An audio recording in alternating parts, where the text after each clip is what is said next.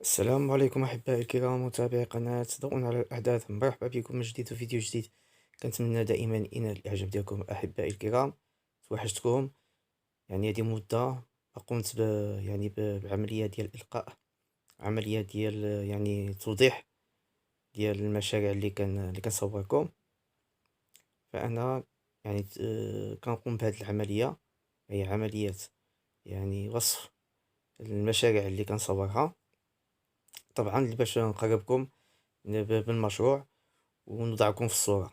إذا أحبائي الكرام، مرحبا بكم من جديد.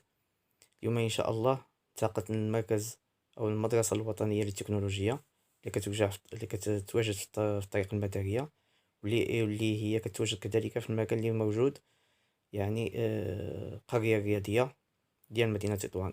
كما كتشوفوا أحبائي الكرام، المظهر الخارجي يعني ديال المدرسة فهو يعني في المراحل ديالو الأخيرة. كما كتشوفوا على أن الجودة ديال البناية اللي هي عطات واحد المنظر جميل، ذلك حاولوا يمزجوا ما بين كل ما هو عصري وكل ما هو تقليدي. كما كتشوفوا فهو مبين في الطريقة ديال البناء، وبعض الأشكال الهندسية اللي كتبين يعني الثقافة المغربية فيما يخص البناء.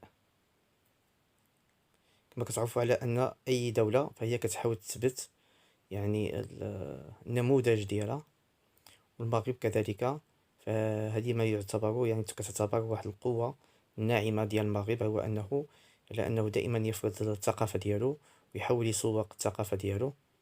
وبالتالي بهاد الطريقة ديال البناء فهو يعني كيعطيه واحد الرؤية جديدة، أو كيعطيه واحد يعني مكانة جديدة للفن المغربي. هذه اللي كتبان أمامكم أحبائي الكرام، فهي كلية العلوم بمدينة تطوان، اللي هي كتوجد مقروبة من هذا المشروع بين مركز يعني المدرسة الوطنية للتكنولوجيا.